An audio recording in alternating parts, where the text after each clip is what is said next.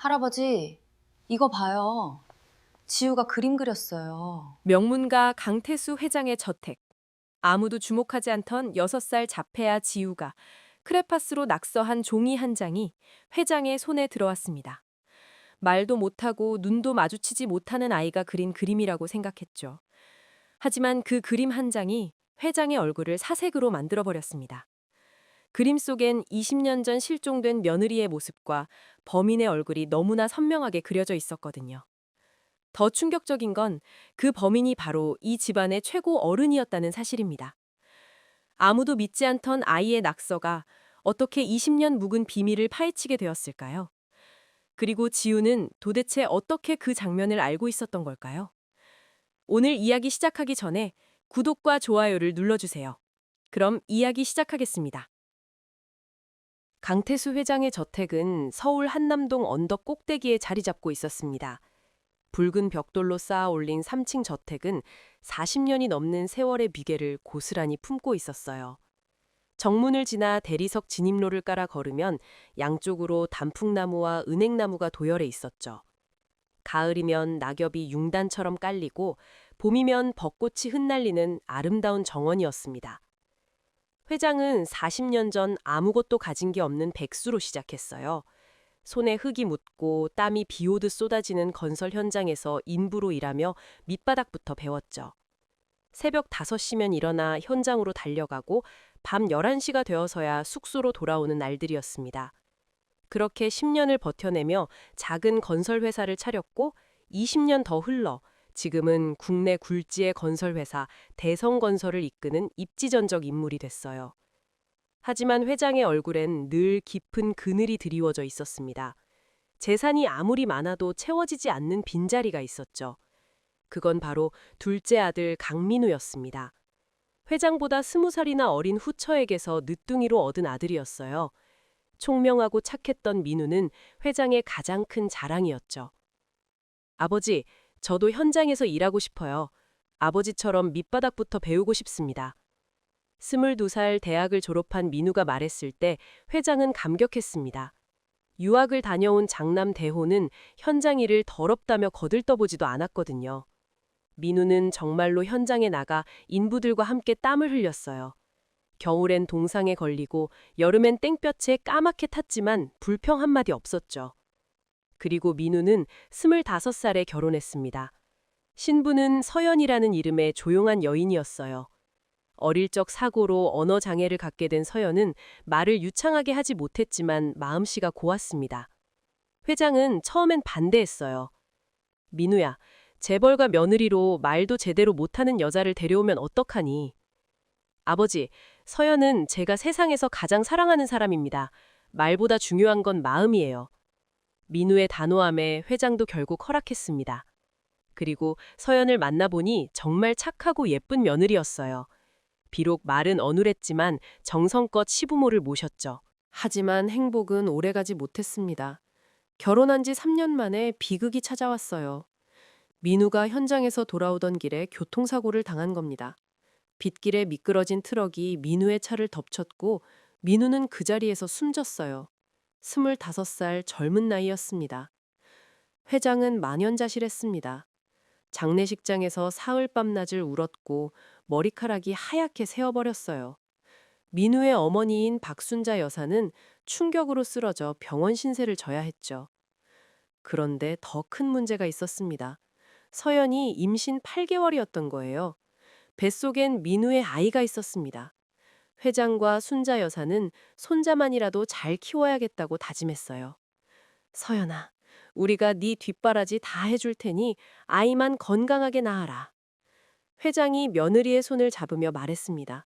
서연은 눈물을 흘리며 고개를 끄덕였어요. 하지만 민우가 죽고 3달 뒤였습니다. 서연이 갑자기 집을 나간 채 종적을 감춰버린 거예요. 아침에 일어나 보니 서연의 방은 텅 비어 있었고 옷까지 몇 벌이 사라져 있었습니다. 책상 위엔 짧은 메모 한 장만 놓여 있었죠. 죄송합니다. 저는 이 집에 있을 자격이 없습니다. 아이는 잘 키우겠습니다. 회장은 즉시 사람을 풀어 서연을 찾았습니다. 경찰에도 신고하고 사설 탐정도 고용했어요. 하지만 서연은 흔적도 없이 사라져버렸죠. 마치 세상에서 증발한 것처럼요. 왜 갑자기 나간 걸까요? 우리가 뭘 잘못했나요? 순자 여사가 눈물을 흘리며 물었습니다. 회장도 알 수 없었어요. 서연이 떠난 이유를 아무도 몰랐죠. 그렇게 20년이 흘렀습니다. 회장의 머리는 완전히 백발이 됐고 등은 구부정하게 굽었어요. 순자 여사도 70을 넘긴 할머니가 됐죠. 하지만 두 사람은 포기하지 않았습니다. 아버님, 제 손자를 제발 찾아주세요. 이 할미가 죽기 전에 손주 얼굴 한 번만 보게 해주세요. 순자 여사는 매일 아침 불전에 앉아 간절히 기도했습니다. 촛불을 켜고 향을 피우며 손주의 무사함을 빌었어요. 서연이 낳았을 아이가 어디선가 살아있을 거라는 희망을 버리지 못했죠.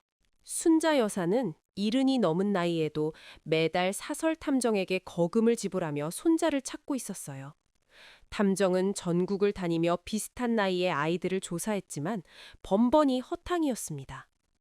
어머니, 이제 그만 포기하시죠. 20년이 지났는데 무슨 소용입니까? 서연이가 진작에 아이를 버렸을 수도 있어요. 장남인 강대호가 차갑게 말했습니다.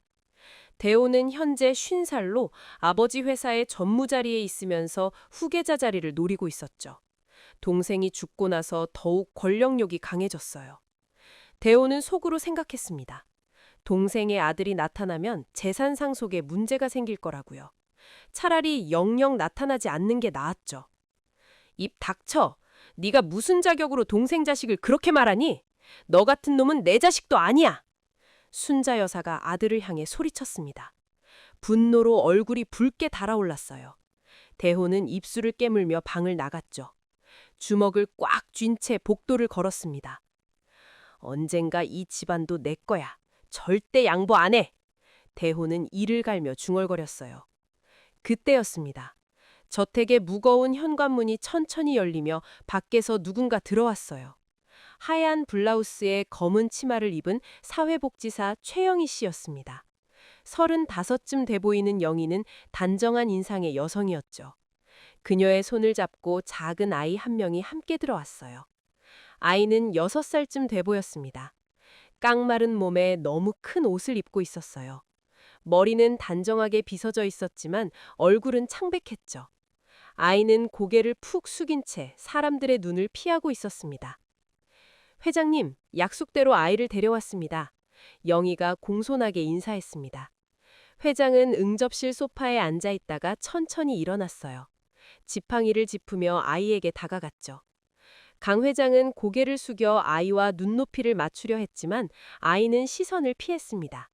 바닥만 뚫어지게 쳐다보고 있었어요. 이름이 뭐지? 회장이 부드럽게 물었습니다. 지우라고 합니다. 올해 6살이에요. 영희가 대신 대답했어요. 지우는 입을 열지 않았죠. 지우야, 할아버지가 물어봤는데 대답을 해야지. 영희가 아이를 독려했지만 소용없었습니다.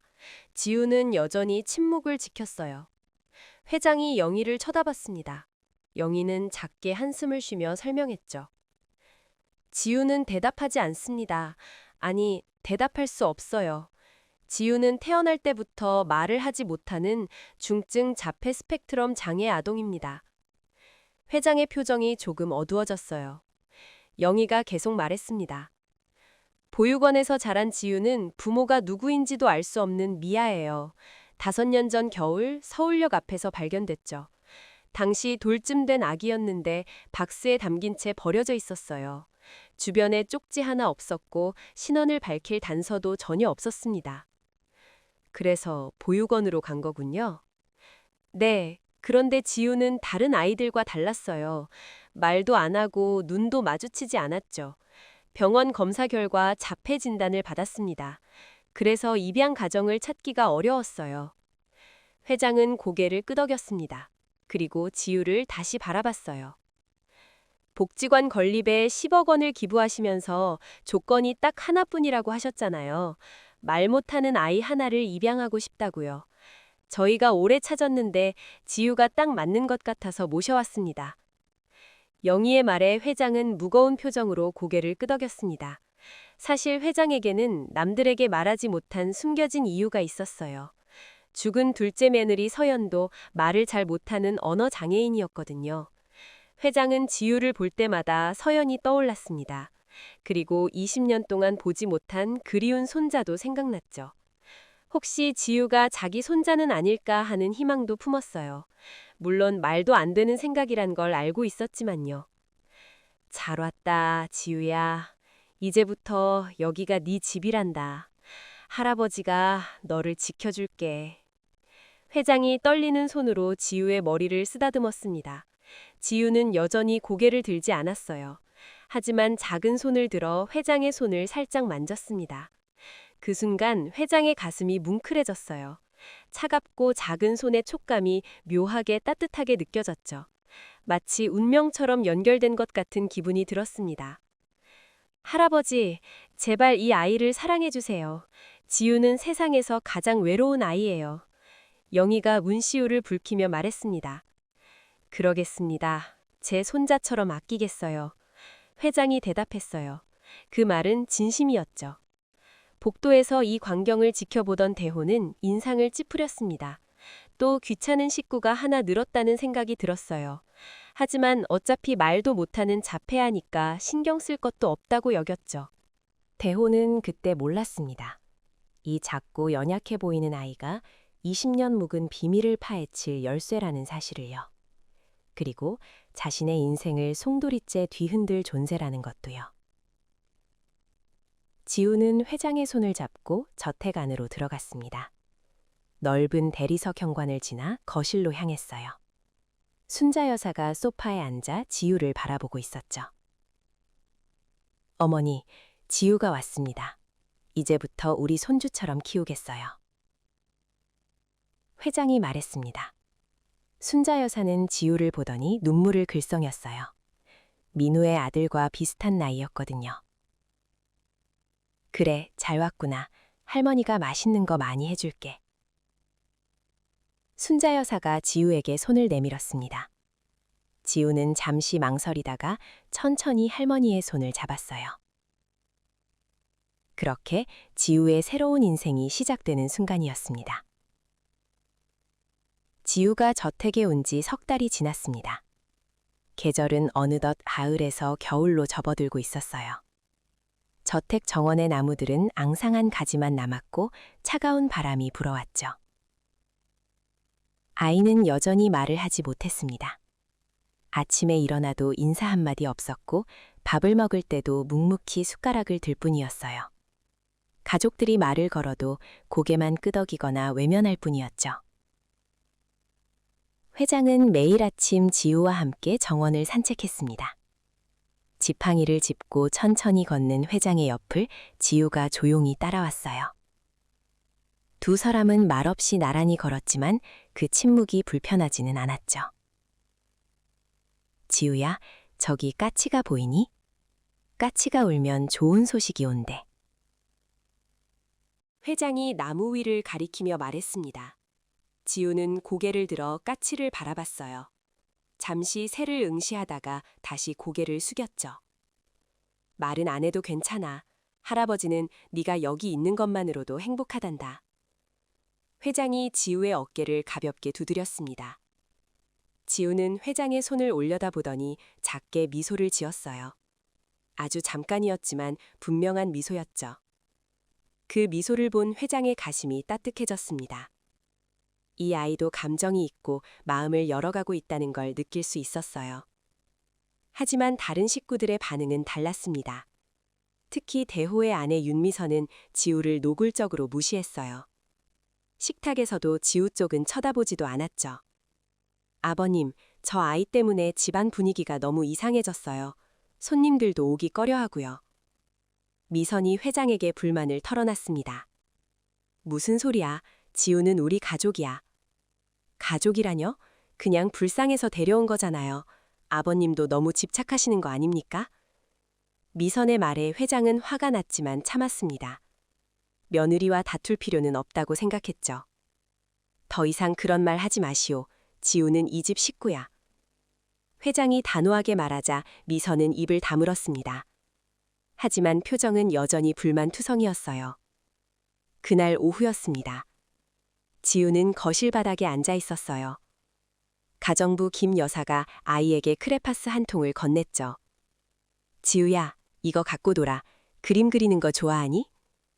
김 여사는 지우가 중2에 뭔가 낙서하는 걸 본 적이 있었습니다. 아이가 심심할까봐 챙겨준 거였어요. 지우는 크레파스 통을 받아들고 뚜껑을 열었습니다. 알록달록한 색깔의 크레파스가 줄지어 있었죠. 지우는 그 중에서 빨간색 하나를 꺼냈어요. 하얀 종이 위에 빨간색 선이 그어지기 시작했습니다. 지우의 손은 천천히 움직였어요. 처음엔 동그라미를 그리는 것 같았죠. 김 여사는 웃으며 자리를 떴습니다. 아이가 그림놀이를 하니까 안심이 됐거든요. 지우는 혼자 남아 계속 그림을 그렸습니다. 빨간색 동그라미 옆에 긴 선을 그었어요. 그리고 파란색 크레파스를 꺼내 또 다른 형태를 그려나갔죠. 시간이 흐를수록 종이 위에는 형상들이 나타나기 시작했습니다. 사람처럼 보이는 모양도 있었고 나무 같은 것도 있었어요. 하지만 어린아이의 낙서처럼 흐릿하고 형태가 불분명했죠. 지우는 멈추지 않았습니다.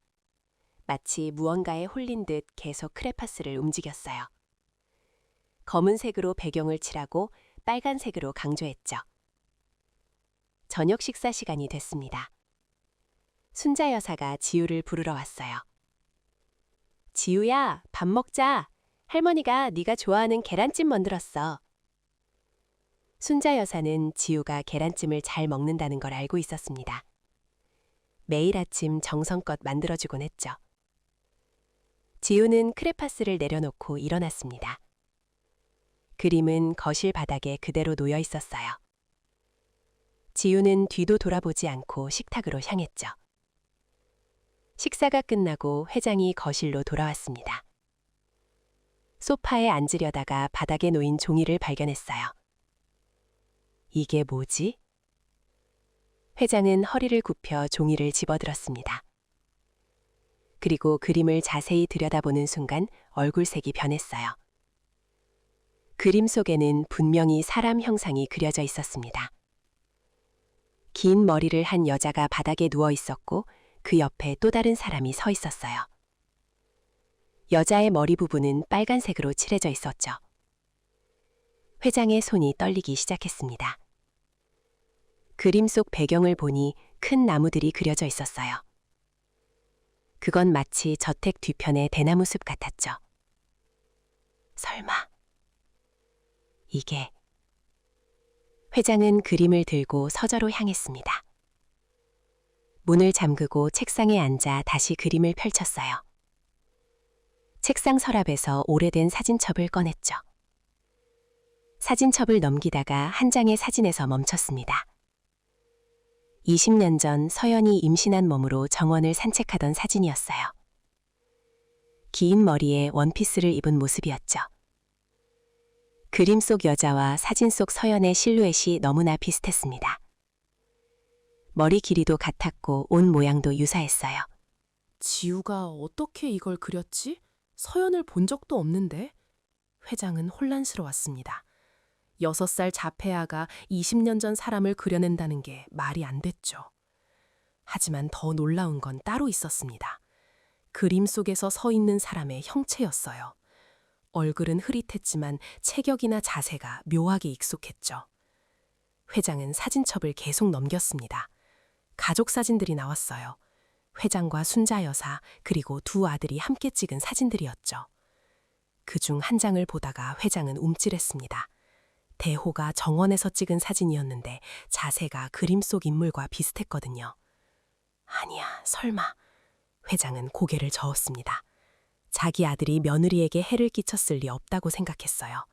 그건 너무나 끔찍한 상상이었죠. 하지만 의심의 씨앗은 이미 마음속에 뿌리를 내렸습니다. 회장은 그림을 서랍 깊숙이 숨겼어요. 아무에게도 보여주면 안 될 것 같았죠. 다음 날 아침 산책 시간이었습니다. 회장은 지우와 함께 정원을 걸으며 조심스럽게 물었어요. 지우야, 어제 그린 그림 말인데 그게 무슨 그림이니? 지우는 대답하지 않았습니다. 늘 그랬듯이 고개만 숙이고 걸을 뿐이었죠. 혹시 꿈에서 본 거니? 아니면 어디선가 본 적이 있니? 회장이 계속 물었지만 지우는 침묵을 지켰습니다. 말을 못하는 아이에게 물어봐야 소용없다는 걸 알면서도 회장은 묻지 않을 수 없었어요. 그날 저녁이었습니다. 지우는 다시 거실 바닥에 앉아 그림을 그리기 시작했어요. 이번에는 어제보다 더 구체적이었죠. 종이 위에 같은 장면이 펼쳐졌습니다. 하지만 이번엔 디테일이 더 살아있었어요. 나무의 형태가 더 분명했고 사람의 윤곽도 선명했죠. 특히 서 있는 사람의 얼굴 부분이 조금 더 그려졌습니다. 눈, 코, 입은 아직 흐릿했지만 전체적인 얼굴형은 드러나고 있었어요. 회장이 지우 옆에 앉았습니다. 지우가 그림 그리는 모습을 지켜봤죠. 지우야, 이 사람은 누구니? 회장이 그림 속 서 있는 사람을 가리키며 물었습니다. 지우는 잠시 크레파스를 멈췄어요. 그리고 회장을 힐끗 쳐다봤죠. 그 눈빛이 평소와 달랐습니다. 뭔가 말하고 싶은데 못하는 것처럼 보였어요. 답답함이 느껴지는 눈빛이었죠. 지우는 다시 크레파스를 들었습니다. 그리고 서 있는 사람의 옆에 글자를 쓰려고 했어요. 하지만 6살 아이가 글자를 쓸 수는 없었죠. 그저 의미 없는 선들만 그어질 뿐이었습니다. 회장은 지우의 손을 잡았습니다. 괜찮아, 지우야. 천천히 해도 돼. 할아버지가 기다릴게. 회장의 따뜻한 손길에 지우는 긴장을 풀었습니다. 그리고 계속 그림을 그려나갔어요. 저녁 식사 시간이 되자 순자 여사가 지우를 불렀습니다. 지우는 크레파스를 정리하고 식탁으로 갔죠. 회장은 지우가 그린 2번째 그림을 집어들었습니다. 첫 번째 그림과 비교해봤어요. 분명히 같은 장면이었지만 더 구체적으로 발전하고 있었죠. 이 아이가 도대체 뭘 보고 있는 걸까? 회장은 중얼거렸습니다. 그리고 불길한 예감이 들었어요. 지우가 계속 그림을 그리면 언젠가는 진실이 드러날 것 같았죠. 회장은 2번째 그림도 서재에 숨겼습니다. 그리고 고민에 빠졌어요. 이 그림들을 어떻게 해야 할지 결정해야 했죠. 한편 복도에서 이 모든 광경을 지켜본 사람이 있었습니다. 바로 대호였어요. 대호는 아버지가 지우의 그림을 심각하게 들여다보는 걸 봤죠. 저 그림이 뭐길래? 대호는 궁금했지만 함부로 다가갈 수 없었습니다. 아버지가 워낙 경계하는 눈치였거든요. 대호는 자기 방으로 돌아갔습니다. 침대에 누워 천장을 바라봤어요. 이상하게 불안한 기분이 들었죠. 설마 지우가 뭔가 알고 있는 건 아니겠지. 대호는 자신에게 되뇌었습니다. 하지만 마음 한구석에서는 두려움이 자라나고 있었어요. 밤이 깊어갔습니다. 저택은 고요했지만 각자의 방에서 잠 못 이루는 사람들이 있었죠. 회장은 지우의 그림을 생각하며 뒤척였고 대호는 불안에 떨었습니다. 그리고 지우는 자기 방 침대에 누워 천장을 바라보고 있었어요. 아이의 눈은 또렷했습니다. 잠들지 않은 채 무언가를 생각하고 있는 것 같았죠. 지우의 머릿속에는 선명한 장면이 떠올랐습니다. 어둠 속에서 누군가 쓰러지고 또 누군가 서 있는 장면이었어요. 그건 꿈이 아니라 기억이었죠. 말은 못하지만 지우는 모든 걸 기억하고 있었습니다. 그리고 그림으로 조금씩 진실을 드러내고 있었어요. 시간이 지날수록 그림은 더욱 선명해질 거였죠. 창밖으로 달빛이 스며들었습니다. 지우는 작은 손을 들어 달을 바라봤어요. 엄마가 그리웠습니다. 한 번도 본 적 없는 엄마였지만 어딘가에 계실 거라고 믿었죠. 지우는 눈을 감았습니다. 내일은 또 어떤 그림을 그리게 될까요? 아이의 손에는 아직 그려야 할 진실이 많이 남아 있었어요. 그리고 그 진실은 반드시 세상 밖으로 나올 거였습니다. 지우가 그림을 그리기 시작한 지 일주일이 지났습니다. 매일 저녁 거실 바닥에 앉아 같은 장면을 반복해서 그렸어요. 그림은 날이 갈수록 더욱 구체적으로 변해갔죠. 회장은 지우가 그린 그림들을 모두 모아 서재 금고에 보관했습니다. 벌써 7장이나 쌓여 있었어요. 회장은 매일 밤 금고를 열고 그림들을 꺼내 비교해봤죠. 첫 번째 그림은 흐릿했습니다. 사람 형상도 불분명했고 배경도 단순했어요. 하지만 7번째 그림은 달랐죠. 대나무 숲에 나무 한 그루 한 그루가 선명했고 바닥에 돌멩이까지 그려져 있었어요. 특히 서 있는 사람의 얼굴이 점점 드러나고 있었습니다. 눈썹의 각도, 코의 높이, 입의 모양이 조금씩 채워지고 있었죠. 회장은 그 얼굴을 볼 때마다 가슴이 철렁했어요. 대호. 설마 정말. 회장은 중얼거리며 고개를 저었습니다. 하지만 부정할 수 없었어요. 그림 속 사람은 점점 더 대호를 닮아가고 있었죠. 회장은 20년 전을 떠올렸습니다. 서연이 사라진 그날 밤 대호도 집에 있었어요. 서연이 산책을 나간다고 했을 때 대호는 서재에 있다고 했죠. 아버지, 저는 일찍 자겠습니다. 대호가 인사하고 방으로 들어간 시간은 밤 9시였습니다. 서연이 나간 시간은 8시 반이었죠. 그 사이 30분 동안 무슨 일이 있었던 걸까요? 회장은 당시 경찰 조사 기록을 다시 꺼내봤습니다. 먼지가 수북이 쌓인 서류철을 펼쳤어요. 대호의 진술 부분을 찾아 읽었죠. 서연 씨가 나간 후 저는 서재에서 업무를 보고 있었습니다. 아무것도 듣지 못했어요. 대호는 그렇게 진술했습니다. 회장도 당시엔 의심하지 않았어요. 아들이 거짓말을 할 리 없다고 믿었죠. 하지만 이제는 달랐습니다. 지우의 그림이 모든 걸 바꿔놓고 있었어요. 다음 날 아침이었습니다. 회장은 일찍 일어나 대나무 숲으로 향했어요. 지팡이를 짚고 천천히 걸었죠. 대나무 숲은 저택 뒤편에 있었습니다. 키 큰 대나무들이 빽빽하게 자라고 있었고 햇빛이 잘 들지 않아 음산했어요. 회장은 이곳을 좋아하지 않았죠. 숲속으로 들어갔습니다. 낙엽이 쌓여 바닥이 폭신했어요. 회장은 주위를 둘러봤죠. 20년 전 서연이 마지막으로 걸었을 이 길을요. 서연이가 정말 여기서. 회장은 말을 잇지 못했습니다. 너무나 끔찍한 상상이었어요. 며느리가 이곳에서 죽음을 맞았다니요. 회장은 땅을 내려다봤습니다. 혹시 뭔가 흔적이 남아있지 않을까 싶었어요. 하지만 20년이나 지난 지금 무엇을 찾을 수 있겠습니까? 그때였습니다. 저 멀리서 발소리가 들렸어요. 누군가 이쪽으로 오고 있었죠. 회장은 대나무 뒤에 몸을 숨겼습니다. 누군지 확인하고 싶었거든요. 곧 한 사람의 모습이 나타났습니다. 대호였어요. 대호는 주위를 살피며 조심스럽게 걸어왔죠. 회장은 숨을 죽였습니다. 대호가 왜 이 시간에 대나무 숲에 온 걸까요? 대호는 숲 깊숙한 곳으로 들어갔습니다. 그리고 어느 지점에 멈춰 섰어요. 바닥을 내려다보며 한참을 서 있었죠. 회장은 그 모습을 지켜봤습니다. 대호의 표정이 심각했어요. 무언가 생각에 잠긴 것 같았죠. 대호는 주머니에서 담배를 꺼냈습니다. 불을 붙이고 깊게 빨아들였어요. 연기를 내뿜으며 중얼거렸죠. 20년이나 지났는데 왜 이제 와서. 대호의 목소리가 떨리고 있었습니다. 회장은 귀를 기울였어요. 지우, 그 녀석. 도대체 어떻게 하는 거지? 대호가 계속 중얼거렸습니다. 회장의 심장이 빠르게 뛰기 시작했어요.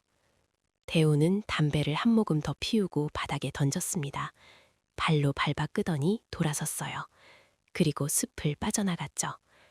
회장은 대호가 완전히 사라질 때까지 기다렸습니다.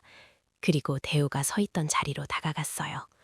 그곳은 다른 곳보다 약간 움푹 패여 있었습니다. 오래전에 땅을 판 흔적처럼 보였어요. 회장은 무릎을 꿇고 흙을 만져봤죠. 여기가 그곳인가? 회장의 손이 떨렸습니다. 만약 정말 서연이 이곳에 묻혀 있다면요. 그리고 그걸 대호가 알고 있다면요. 회장은 휴대폰을 꺼냈습니다. 사설 탐정에게 전화를 걸었어요. 여보세요, 김 탐정. 저 강태수입니다. 네, 회장님. 무슨 일이십니까? 대나무 숲을 조사해 주시오. 지금 당장 오시오. 회장의 목소리는 단호했습니다. 탐정은 곧바로 저택으로 향했죠. 1시간 뒤 김 탐정이 도착했습니다. 50대 중반의 베테랑 탐정이었어요. 회장은 탐정을 대나무 숲으로 데려갔죠. 여기를 파보시오. 뭐가 나올지 모르니 조심스럽게요. 회장이 대호가 서 있던 자리를 가리켰습니다. 탐정은 고개를 끄덕이고 삽을 꺼냈어요. 땅을 파기 시작했습니다. 첫 삽에는 흙만 나왔어요.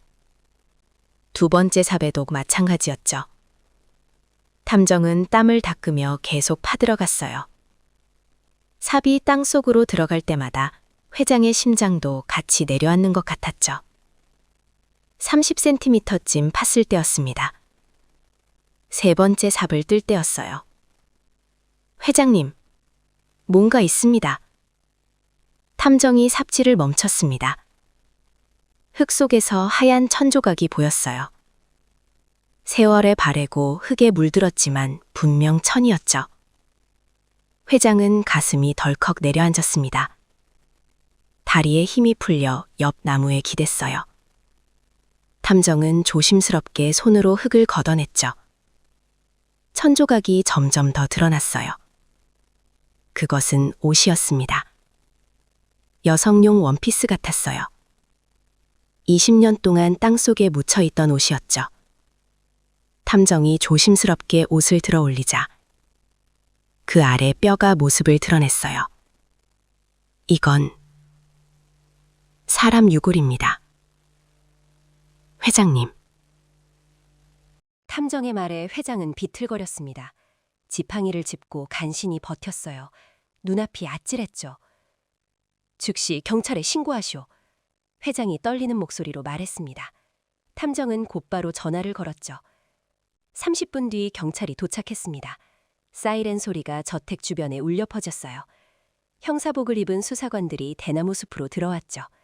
뒤이어 흰색 방호복을 입은 감식팀도 도착했습니다. 저택 뒤편을 완전히 봉쇄하시오. 선임 형사가 지시했습니다. 경찰관들이 노란 통제선을 쳤어요. 형사들이 현장을 봉쇄하고 유골을 발굴하기 시작했어요. 저택은 순식간에 아수라장이 됐죠. 순자 여사는 소식을 듣고 달려왔습니다. 아버님, 무슨 일입니까? 경찰이 왜 이렇게 많이 와 있어요? 어머니, 서연을 찾았습니다. 회장의 말에 순자 여사는 그 자리에 주저앉았어요. 뭐라고요? 서연이를 어디서 찾았다는 겁니까? 대나무 숲에 묻혀 있었습니다. 순자 여사는 비명을 질렀습니다. 그리고 정신을 잃고 쓰러졌어요. 회장이 황급히 부축했죠. 누가 좀 도와주시오. 가정부들이 달려와 순자 여사를 안방으로 옮겼습니다. 의사를 불러 응급처치를 했어요. 한편 경찰은 유골을 완전히 발굴했습니다. 감식반이 와서 현장을 조사했어요. 사진을 찍고 증거물을 수집했죠. 유골의 신원 확인을 위해 DNA 검사가 필요합니다. 형사가 회장에게 말했습니다. 얼마나 걸립니까? 일주일 정도 소요될 것 같습니다. 회장은 고개를 끄덕였어요. 일주일을 기다려야 했죠. 그날 저녁 온 가족이 거실에 모였습니다. 대호와 미선도 긴장한 표정으로 앉아 있었어요. 아버지, 대체 무슨 일입니까? 경찰이 왜 집에 온 겁니까?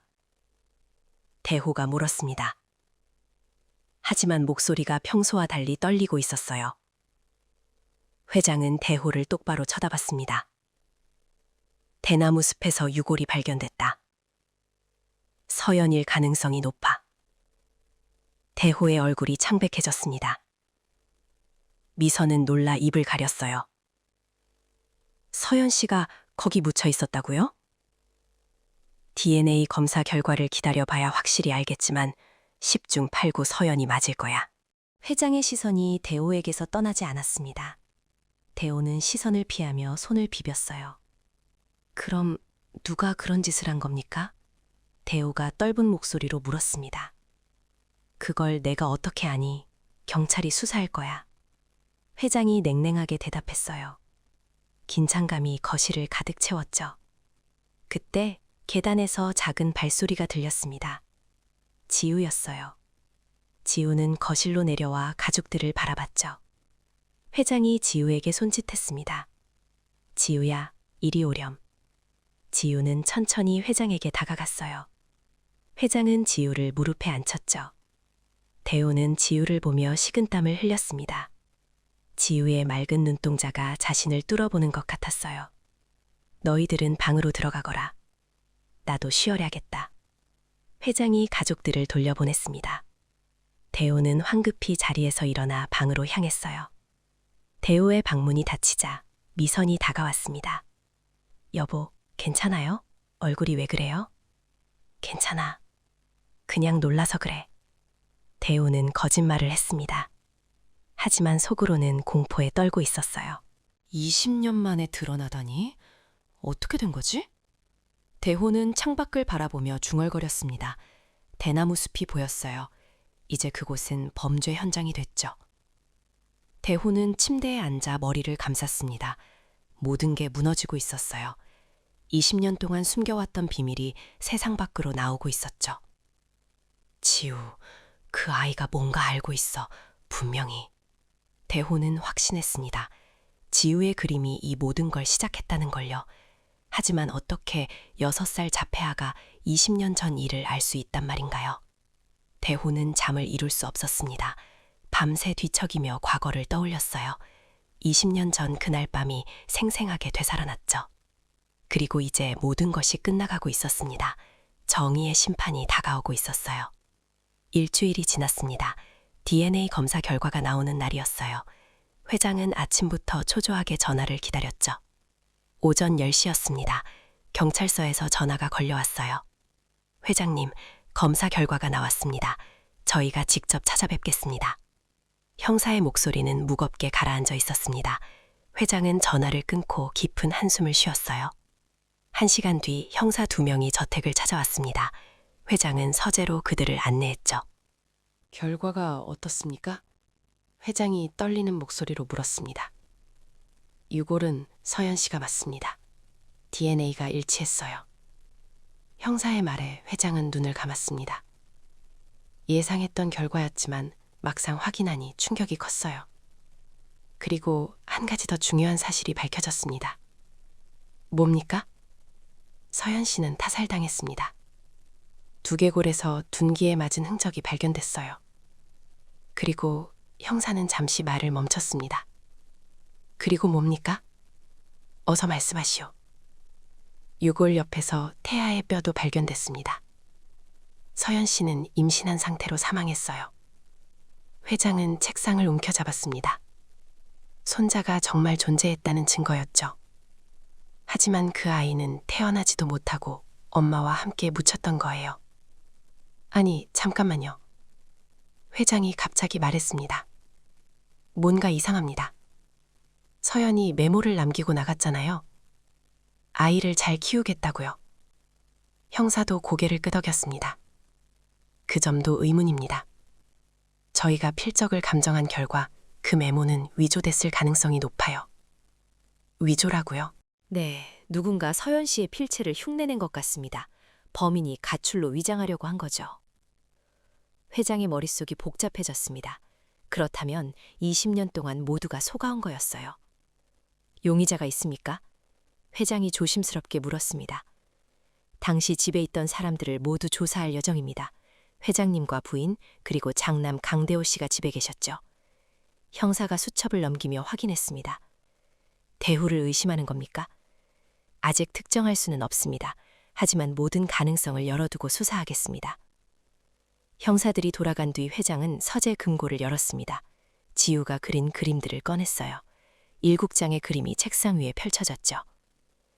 회장은 그림들을 차례대로 살펴봤습니다. 그림 속 서 있는 남자의 얼굴이 점점 선명해지고 있었어요. 이제는 누가 봐도 대호라는 걸 알 수 있을 정도였죠. 이 그림들을 경찰에 제출해야 하나. 회장은 고민했습니다. 하지만 이건 자기 아들을 범인으로 지목하는 거나 마찬가지였어요. 그때 문을 두드리는 소리가 들렸습니다. 아버지, 저 대호입니다. 들어가도 되겠습니까? 회장은 황급히 그림들을 금고에 넣었습니다. 그리고 문을 열어줬죠. 대호가 들어왔습니다. 얼굴이 수척해져 있었어요. 일주일 동안 제대로 먹지도 자지도 못한 것 같았죠. 아버지, 경찰이 다녀갔다면서요? 그래, 결과가 나왔다. 서연이 맞아. 대우는 입술을 깨물었습니다. 그럼 이제 살인사건으로 수사하겠네요? 당연하지. 서연이는 타살당했어. 두개골이 깨져 있었대. 회장은 대우의 반응을 주시했습니다. 대우의 손이 미세하게 떨리고 있었어요. 누가 그런 짓을? 대우가 중얼거렸습니다. 대우야, 아버지한테 솔직하게 말해봐. 회장이 의자에서 일어나 대우에게 다가갔습니다. 그날 밤, 정말 아무것도 몰랐니? 네, 정말입니다. 저는 서재에 있었어요. 대우는 회장의 눈을 똑바로 보지 못했습니다. 시선을 피하며 대답했죠. 그런데 말이다. 회장이 근고 쪽을 가리켰습니다. 여기 이상한 증거가 있단다. 무슨 증거요? 대호의 목소리가 떨렸습니다. 지유가 그린 그림이야. 너무나 신기하게도 서연이가 죽던 그날 밤을 그렸더구나. 대호의 얼굴이 하얗게 질렸습니다. 그게 무슨 말씀이십니까? 그림 속에는 대나무 숲에서 누군가 쓰러져 있고 옆에 남자가 서 있어. 그런데 그 남자가... 회장은 말을 멈췄습니다. 대호를 쳐다봤죠. 너를 너무나 닮았더구나. 대호는 뒤로 한 걸음 물러섰습니다. 아버지, 그건 우연입니다. 6살 자폐아가 그린 낙서일 뿐이에요. 낙서치고는 너무 정확하더구나. 대나무 숲의 위치, 서연이의 옷차림, 그리고 범인의 얼굴까지. 회장의 목소리는 차갑게 가라앉았습니다. 아버지는 저를 의심하시는 겁니까? 대호가 떨리는 목소리로 물었습니다. 나도 믿고 싶지 않다. 내 아들이 그런 짓을 했을 리 없다고 생각하고 싶어. 회장은 눈을 감았습니다. 하지만 증거들이 자꾸 너를 가리키는구나. 대호는 주먹을 꽉 쥐었습니다. 손톱이 손바닥에 박힐 정도였어요. 저는 안 했습니다. 절대로요. 대호는 그렇게 말하고 서재를 나가버렸습니다. 문을 세게 닫는 소리가 복도에 울렸죠. 회장은 창밖을 바라봤습니다. 대나무 숲이 보였어요. 이제 그곳은 노란 통제선으로 둘러싸여 있었죠. 정말 네가 한 거니, 대호야. 회장은 중얼거렸습니다. 아들을 의심한다는 게 너무 괴로웠어요. 한편 대호는 자기 방으로 돌아가 문을 잠갔습니다. 침대에 주저앉아 머리를 감쌌어요. 지유, 그 아이가 대체 뭐지? 대호는 공포에 떨었습니다. 6살 자폐아가 20년 전 일을 어떻게 알고 있는 걸까요? 대호는 책상 서랍을 열었습니다. 오래된 일기장이 있었어요. 20년 전 일기장이었죠. 일기장을 펼쳤습니다. 서연이 죽던 그날의 일기가 나왔어요. 오늘 큰일을 저질렀다. 서연을 없애버렸다. 이제 동생의 아들도 태어나지 못할 것이다. 모든 게 내 것이 될 거야. 대호는 자신이 쓴 글을 읽으며 온몸이 식은땀으로 젖었습니다. 이 일기장이 발각되면 끝장이었어요. 대호는 일기장을 찢어버리려 했습니다. 하지만 손이 떨려 제대로 할 수 없었어요. 그때 문을 두드리는 소리가 들렸습니다. 여보, 괜찮아요? 미선이었습니다. 대호는 황급히 일기장을 서랍에 넣었어요. 괜찮아. 잠깐만. 대호는 문을 열어줬습니다. 미선이 걱정스러운 얼굴로 들어왔어요.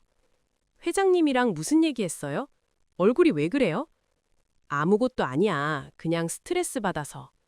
대호는 거짓말을 했습니다. 미선에게도 진실을 말할 수 없었어요. 여보, 우리 잠깐 집을 떠나요. 여행이라도 가요. 미선이 제안했습니다. 지금은 안 돼. 경찰 수사 중이잖아. 그래도 너무 힘들어 보여요. 며칠만이라도. 안 된다니까. 대호가 소리쳤습니다. 미선은 놀라 뒤로 물러섰어요. 미안해, 미선아. 내가 너무 예민했어. 대호는 사과했지만 미선은 상처받은 표정이었습니다. 그날 밤 지우는 또 그림을 그렸습니다. 이번에는 8번째 그림이었어요. 회장이 지우 옆에 앉아 그림을 지켜봤습니다. 지우의 손은 쉬지 않고 움직였어요. 이번 그림에서는 새로운 디테일이 추가됐습니다. 서 있는 남자의 손에 무언가가 들려 있었어요. 돌멩이 같았죠. 회장은 숨을 멈췄습니다. 그건 범행 도구였어요. 둔기로 서연을 때린 바로 그것이었죠. 지우야, 이게 뭐니? 회장이 돌을 가리키며 물었습니다. 지우는 대답하지 않았어요. 다만 계속 그림을 그려나갔죠. 남자의 얼굴이 더욱 선명해졌습니다. 이제는 눈썹, 코, 입술까지 모두 그려져 있었어요. 대호의 얼굴이었죠. 회장은 그림을 보며 결심했습니다. 더 이상 숨길 수 없었어요. 이 그림들을 경찰에 제출해야 했죠. 다음 날 아침 회장은 경찰서에 전화를 걸었습니다. 형사님, 중요한 증거가 있습니다. 제가 직접 가져가겠습니다. 회장은 지우의 그림 8장을 모두 챙겼어요. 그리고 운전기사에게 경찰서로 가자고 했죠. 경찰서에 도착하자 형사가 회장을 맞이했습니다. 무슨 증거를 가져오셨습니까? 보시면 알 겁니다. 회장은 그림들을 책상 위에 펼쳤습니다. 형사는 그림을 하나하나 살펴봤어요. 이게 범행 현장입니까? 제 손자 지우가 그린 겁니다. 6살 자폐아요. 어떻게 이 아이가 20년 전 일을... 형사도 놀라움을 감추지 못했습니다. 저도 모릅니다. 하지만 이 그림들은 정확해요. 위치, 상황, 심지어 범인의 얼굴까지. 형사는 마지막 그림을 집어들었습니다. 대호의 얼굴이 선명하게 그려진 그림이었어요. 이 사람이 누구죠? 형사가 물었습니다. 회장은 눈을 감았습니다. 그리고 떨리는 목소리로 대답했어요. 제 장남, 강대호입니다. 형사의 표정이 굳어졌습니다. 회장님, 이건 중대한 증거입니다. 저희가 강대호 씨를 긴급 소환하겠습니다. 회장은 고개를 끄덕였어요. 이제 돌이킬 수 없었죠. 그날 오후 경찰이 저택에 들이닥쳤습니다. 대호를 체포하러 온 거였어요. 강대호 씨, 동행해 주시겠습니까? 몇 가지 여쭤볼 게 있습니다. 대호는 창백한 얼굴로 경찰을 따라 나섰습니다. 수갑은 채우지 않았지만 사실상 연행이었어요. 미선이 울며 매달렸습니다. 여보, 왜 달려가는 거예요? 부인, 진정하세요. 조사만 받고 올 겁니다. 경찰이 미선을 달랬습니다. 대호는 차에 오르며 저택을 돌아봤어요. 2층 창문에 지우가 서 있었죠. 지우는 대호를 똑바로 쳐다보고 있었어요. 대호는 소름이 돋았습니다. 그 눈빛에서 모든 것을 알고 있다는 확신을 느꼈죠. 차가 출발했습니다. 대호는 뒷좌석에 앉아 고개를 떨구었어요. 20년 만에 진실이 드러나는 순간이었습니다. 경찰서 조사실은 차갑고 무거운 분위기였습니다. 형광등이 쨍쨍 내리쪼이는 작은 방이었어요. 대호는 금속 의자에 앉아 있었죠. 형사 2명이 대호의 맞은편에 앉았습니다. 한 명은 베테랑처럼 보이는 50대 형사였고 다른 한 명은 젊은 형사였어요. 강대호 씨, 긴장 푸세요. 그냥 몇 가지 확인하려고 모신 겁니다. 베테랑 형사가 부드럽게 말했습니다. 네, 알겠습니다. 대호는 떨리는 목소리로 대답했어요. 20년 전 서연 씨가 실종된 날밤을 기억하십니까? 어렴풋이요. 워낙 오래전 일이라. 그날 밤 당신은 어디 있었습니까? 서재에서 일을 보고 있었습니다. 대호는 20년 동안 준비해온 대답을 했어요. 누가 그걸 증명할 수 있습니까? 아무도 없습니다. 혼자 있었으니까요. 형사는 고개를 끄덕이며 파일을 넘겼습니다. 그런데 이상한 점이 있습니다. 형사가 사진 한 장을 꺼냈어요. 지우가 그린 그림이었죠. 이게 뭔지 아십니까? 대우는 그림을 보는 순간 식은땀이 흘렀습니다. 그림 같은데요? 6살 자폐아가 그린 겁니다. 회장님의 손자 지우군이요. 형사가 계속 말했습니다. 신기하게도 이 그림이 서연 씨가 사망한 현장과 정확히 일치합니다. 대우는 침을 삼켰어요. 우연이겠죠? 우연치고는 너무 정확합니다. 장소, 상황, 심지어 형사가 다른 그림을 꺼냈습니다. 대우의 얼굴이 선명하게 그려진 그림이었어요. 범인의 얼굴까지 그려져 있습니다. 이 사람이 누구 같습니까? 대우는 그림에서 눈을 떼지 못했습니다. 자기 얼굴이었어요. 잘 모르겠는데요. 강대호 씨, 이 사람이 당신을 닮지 않았습니까? 젊은 형사가 추궁했습니다. 닮았다고 해서 제가 범인은 아니지 않습니까? 대우는 변명했어요. 물론입니다. 하지만 정황상 의심스러운 점들이 있습니다. 베테랑 형사가 다른 서류를 펼쳤습니다. 당시 서연 씨가 남긴 메모를 감정한 결과 위조로 판명됐습니다. 누군가 일부러 가출로 꾸민 거죠. 대호의 얼굴이 창백해졌어요. 그리고 당시 지배했던 사람은 회장님, 부인, 그리고 당신뿐입니다. 회장님과 부인은 1층에 계셨고요. 그래서 저를 의심하는 겁니까? 대호가 목소리를 높였습니다. 의심하는 게 아니라 사실 확인을 하는 겁니다. 형사는 차분하게 대답했어요. 강대우 씨, 솔직하게 말씀하시는 게 좋을 겁니다. 서연 씨와 무슨 일이 있었습니까? 대호는 주먹을 꽉 쥐었습니다. 손톱이 손바닥에 박혔어요. 아무 일도 없었습니다. 저는 동생 며느리를 해칠 이유가 없어요. 정말 그렇습니까? 당시 회장님은 동생분에게 회사를 물려주려 하셨죠. 젊은 형사가 날카롭게 지적했습니다. 그건 대호는 말을 잇지 못했어요. 동생이 죽고 서연 씨마저 사라지면 당신이 유일한 후계자가 되는 겁니다. 그래서 제가 죽였다는 겁니까? 증거도 없이? 대호가 소리쳤습니다. 증거는 찾고 있습니다. 그리고 이 그림들도 중요한 단서죠. 형사가 여러 장의 그림을 펼쳤습니다. 첫 번째부터 8번째까지 순서대로 놓였어요. 보십시오. 그림이 진화하고 있습니다. 처음엔 흐릿하던 범인의 얼굴이 점점 선명해지고 있어요. 대호는 그림들을 보며 공포를 느꼈습니다. 마치 과거가 살아 돌아오는 것 같았어요. 오늘은 이만 가셔도 됩니다. 하지만 출국 금지 조치를 취하겠습니다. 형사가 말했습니다. 저를 범인으로 확정한 겁니까? 아니요. 수사 중이니 협조해 주시기 바랍니다. 대호는 자리에서 일어났습니다. 다리에 힘이 풀려 비틀거렸어요. 경찰서를 나온 대호는 차에 올라탔습니다. 운전을 할 수 없을 정도로 손이 떨렸어요. 택시를 잡아탔죠.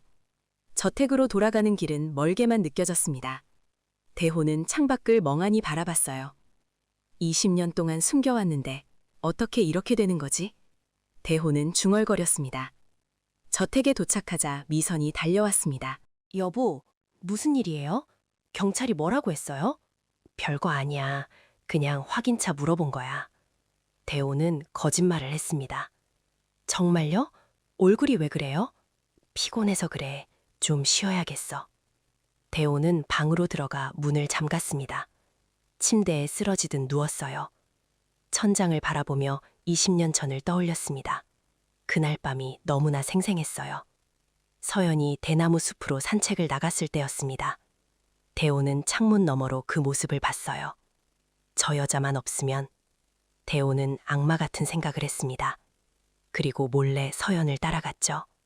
대나무 숲은 어둡고 조용했습니다. 서연은 벤치에 앉아 배를 쓰다듬고 있었어요. 형님, 왜 여기까지? 서연이 놀라며 일어섰습니다. 대호는 다가가며 미소를 지었어요.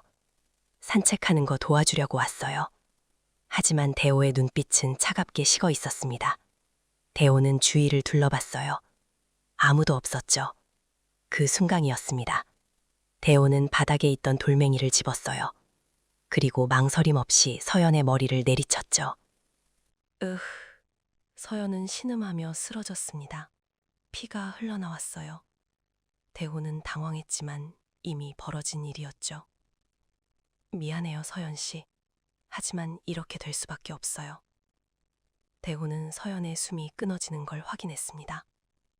그리고 서둘러 시신을 대나무 숲 깊숙한 곳에 묻었어요. 다행히 그날 밤 비가 내렸습니다. 흔적이 모두 지워졌죠. 대호는 서연의 방에서 옷가지를 몇 벌 치웠어요. 그리고 서연의 필체를 흉내내 메모를 남겼죠. 완벽해. 아무도 모를 거야. 대호는 그렇게 생각했습니다. 20년 동안 완벽한 범죄라고 믿었어요. 하지만 지우의 등장으로 모든 게 무너지고 있었습니다. 대호는 침대에서 일어나 창문을 열었습니다. 대나무 숲이 보였어요. 노란 통제선이 바람에 흔들리고 있었죠. 어떻게 지우가 알고 있는 거지? 그 아이는 태어나지도 않았는데. 대호는 머리를 감쌌습니다. 이해할 수 없었어요. 그때 복도에서 작은 발소리가 들렸습니다. 대호는 문틈으로 밖을 내다봤어요. 지우였습니다. 지우가 복도를 걸어가고 있었어요. 거실로 향하는 것 같았죠. 대호는 문을 조금 열고 지우를 지켜봤습니다. 지우는 거실 바닥에 앉아 크레파스를 꺼냈어요. 또 그림을 그리는 거야? 대호는 심장이 빠르게 뛰었습니다. 지우가 또 무슨 그림을 그릴지 두려웠어요. 대호는 조용히 계단을 내려갔습니다. 거실 입구에 몸을 숨기고 지우를 관찰했죠. 지우는 새로운 종이에 그림을 그리기 시작했습니다. 빨간색 크레파스로 무언가를 그렸어요. 대호는 숨을 죽이고 지켜봤습니다. 지우의 손이 움직일 때마다 심장이 철렁했죠. 그림이 완성되어 갔습니다. 이번에는 더욱 구체적이었어요. 대나무 숲의 장면이 생생하게 그려졌죠. 그리고 범인의 얼굴이 거의 사진처럼 선명했습니다. 대호의 얼굴이었어요. 대호는 식은땀을 흘렸습니다. 더 이상 부정할 수 없을 정도로 명확한 그림이었죠.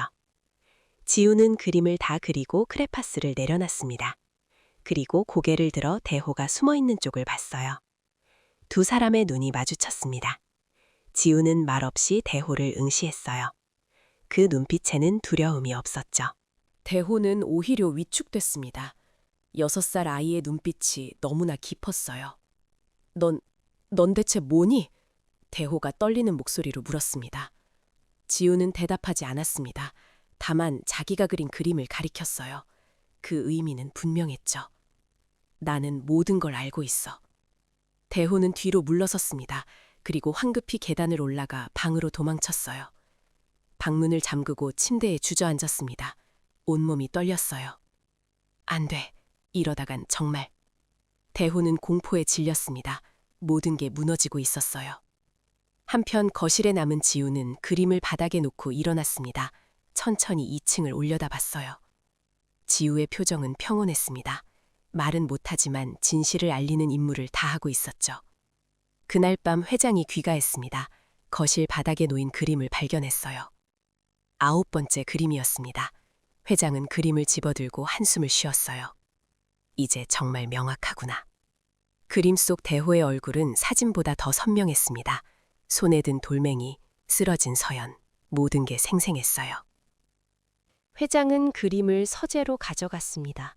다른 8장과 함께 늘어놓았죠. 대호야, 정말 네가 한 거구나. 회장은 눈물을 흘렸습니다. 아들이 살인자라는 사실을 받아들여야 했어요.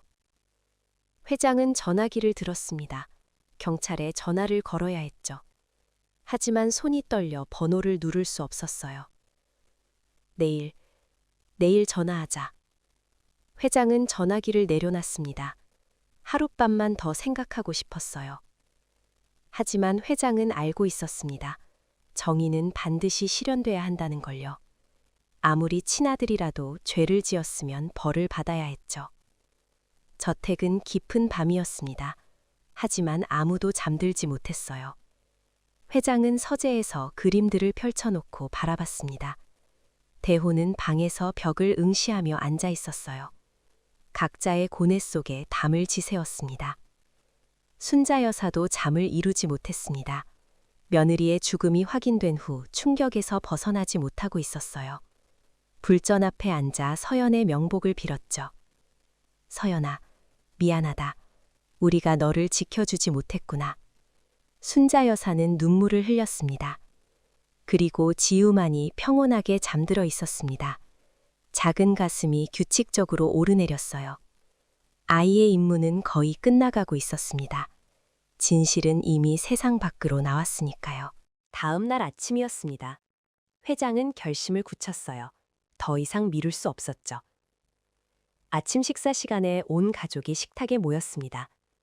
대호는 푸석한 얼굴로 앉아 있었어요. 밤새 한숨도 못 잔 것 같았죠. 회장은 숟가락을 내려놓았습니다. 그리고 천천히 입을 열었어요. 오늘 중요한 발표를 하겠다. 모두의 시선이 회장에게 쏠렸습니다. 지우가 그린 그림들을 경찰에 제출했다. 9장 모두. 대호의 얼굴이 하얗게 질렸어요. 아버지, 그게 무슨... 입 닥쳐.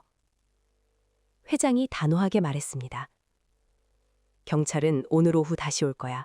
정식으로 조사하기 위해서. 미선이 놀라 일어섰습니다. 아버님, 우리 남편을 범인으로 모는 겁니까? 내가 원하는 게 아니야. 하지만 증거가 그를 가리키고 있어. 회장의 목소리는 떨렸지만 단호했어요. 순자 여사가 대호를 쳐다봤습니다. 대호야, 정말 네가 한 거니? 서연이를 죽인 게 너니? 대호는 고개를 들지 못했습니다. 주먹을 꽉 쥔 채 침묵했어요. 대답을 해. 네가 내 며느리를 죽였느냐고. 순자 여사가 소리쳤습니다. 분노와 슬픔으로 목소리가 떨렸죠. 저는 대호는 말을 잇지 못했습니다. 그때 지우가 계단을 내려왔어요. 작은 발소리가 식당에 울렸죠. 지우는 식탁으로 다가와 대호 앞에 섰습니다. 그리고 대호를 똑바로 쳐다봤어요. 대호는 지우의 눈을 피하려 했습니다. 하지만 지우는 계속 응시했죠. 마치 심판하듯이요. 지우야, 이리 오렴. 회장이 지우를 불렀습니다. 지우는 회장의 품에 안겼어요. 모두 식사 끝냈으면 각자 할 일 하거라. 회장이 말했습니다. 긴장된 아침 식사가 끝났어요. 대호는 방으로 돌아가지 않았습니다. 대신 저택 밖으로 나갔어요. 어디론가 걸어가기 시작했죠. 대호의 발걸음은 자연스럽게 대나무 숲으로 향했습니다. 노란 통제선이 여전히 쳐져 있었어요. 하지만 대호는 선을 넘어 숲속으로 들어갔죠. 서연을 묻었던 그 자리였습니다.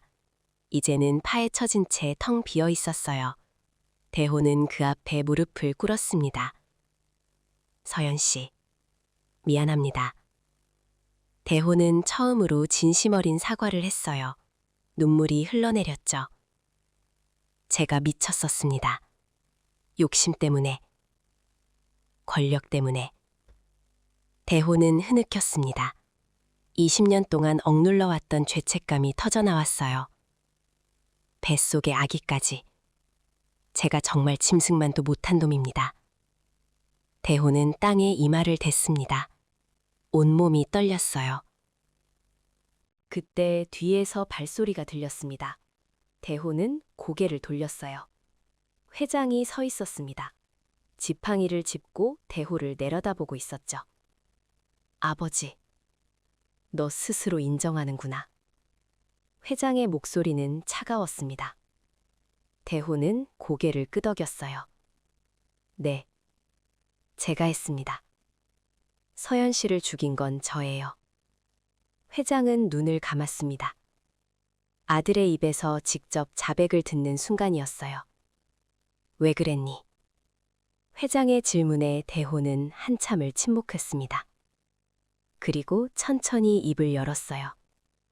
동생이 죽고 서연 씨마저 아이를 낳으면 제 자리가 없어질 것 같았습니다. 대호는 떨리는 목소리로 말했어요. 아버지는 늘 동생만 예뻐하셨잖아요. 저는 유학까지 다녀왔는데 아버지 눈엔 보이지도 않았어요. 회장은 말없이 들었습니다. 회사를 물려받고 싶었어요. 아버지의 인정을 받고 싶었습니다. 그게 제 전부였어요. 대호의 목소리는 절망에 가득 차 있었습니다. 그래서 임신한 여자를 죽였다. 뱃속의 아기까지. 회장의 목소리가 차갑게 식었어요. 그래서 사람을 죽였다. 회장의 목소리가 높아졌습니다. 미안합니다, 아버지. 정말 미안합니다. 대호는 울었어요. 하지만 회장의 표정은 단단했죠. 미안하다고 용서받을 수 있는 일이 아니다. 넌 법의 심판을 받아야 해. 알고 있습니다. 대호는 고개를 숙였어요. 그런데 한 가지 궁금한 게 있다. 회장이 물었습니다. 지우가 어떻게 알고 있는 거지? 그 아이는 태어나지도 않았는데. 대호도 그게 가장 궁금했습니다. 저도 모르겠습니다. 하지만 대호는 잠시 생각했어요. 혹시 지우가 서연 씨의 뱃소각이었을까요? 회장은 깜짝 놀랐습니다. 무슨 소리냐? 경찰이 태아의 뼈를 발견했다고 했잖아요. 하지만 만약 그 아이가 살아났다면요? 대호의 말에 회장도 생각에 잠겼어요. 그럼 지우가 서연의 아들이라는 건가? 가능성은 있습니다. 지우가 그림을 그릴 때마다 엄마 뱃속에서 본 것처럼 정확했어요. 회장은 충격을 받았습니다. 만약 그게 사실이라면요. DNA 검사를 해봐야겠구나. 회장이 중얼거렸습니다. 오후가 되자 경찰이 도착했습니다. 이번에는 여러 명이 함께 왔어요. 강대우 씨, 동행 부탁드립니다. 형사가 공손하게 말했습니다. 대호는 미리 준비하고 있었습니다. 가방을 들고 나왔어요. 여보, 안 돼. 미선이 울며 매달렸습니다. 괜찮아, 미선아. 내가 저지른 일이니까 책임져야지. 대호는 미선을 안아줬어요. 아이들은 잘 부탁해. 여보. 미선은 오열했습니다. 대호는 회장 앞에 섰습니다. 아버지, 평생 불효자식이었습니다. 용서를 구하지는 않겠습니다. 대호는 깊게 절했어요. 회장은 아무 말도 하지 않았습니다. 다만 고개를 돌렸죠. 대호는 순자 여사에게도 절했습니다. 어머니, 죄송합니다. 순자 여사는 얼굴을 돌렸어요. 눈물만 흘렸죠. 마지막으로 대호는 지우를 봤습니다. 지우는 계단 중간에 서서 계호를 내려다보고 있었어요. 지우야, 삼촌이 나쁜 짓을 했구나. 미안해. 대호는 지우에게도 고개를 숙였습니다. 지우는 아무 반응이 없었어요. 다만 조용히 지켜볼 뿐이었죠. 경찰이 대호에게 수갑을 채웠습니다. 차가운 금속이 손목을 감쌌어요. 찰칵 소리가 저택 현관에 울렸죠. 강대호 씨, 살인 혐의로 긴급 체포합니다. 묵비권을 행사할 수 있으며 변호사를 선임할 권리가 있습니다. 형사가 체포 사유를 고지했습니다. 대호는 고개를 끄덕였어요. 미선이 바닥에 주저앉아 울었습니다. 어린 자녀들도 아빠가 끌려가는 모습을 보며 울음을 터뜨렸어요. 출발하겠습니다. 대호는 경찰차에 올랐습니다. 뒷좌석에 앉아 수갑 찬 손을 내려다봤어요. 창문 너머로 저택이 보였죠. 40년을 살아온 집이었습니다. 마지막으로 자기가 살던 집을 바라봤어요. 차가 출발했습니다. 저택이 점점 멀어졌어요. 대호의 눈에서 눈물이 흘러내렸죠. 20년 만에 드디어 끝났구나. 대호는 중얼거렸습니다. 저택에 남은 사람들은 충격에 빠졌습니다. 미선은 방에서 울고 있었고 순자 여사는 불전 앞에 앉아 기도했어요. 회장은 지우를 불렀습니다. 지우야, 할아버지랑 병원 갈까? 회장은 지우의 손을 잡았어요.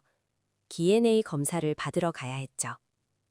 병원에 도착해서 간단한 체열을 했습니다. 지우는 겁내지 않고 조용히 검사를 받았어요. 결과는 일주일 후에 나옵니다. 의사가 말했습니다. 회장은 고개를 끄덕였어요. 일주일만 기다리면 진실을 알 수 있었죠. 집으로 돌아오는 길에 회장은 지우에게 물었습니다. 지우야, 혹시 너 서연이의 아들이니? 지우는 대답하지 않았습니다. 다만 회장의 손을 꼭 잡았어요. 그 작은 손의 온기가 회장에게 전해졌습니다. 왠지 모를 확신이 들었어요. 그렇구나. 네가 우리 진짜 손자구나. 회장은 지우를 꼭 안아줬습니다. 눈물이 흘렀어요. 20년 만에 손자를 찾은 겁니다. 비록 말은 못하는 자폐아지만 회장에게는 세상에서 가장 소중한 존재였어요. 서연아, 네 아들을 잘 키우마. 약속할게. 회장은 하늘을 향해 말했습니다. 일주일이 흐르는 동안 언론에서는 연일 이 사건을 다뤘습니다.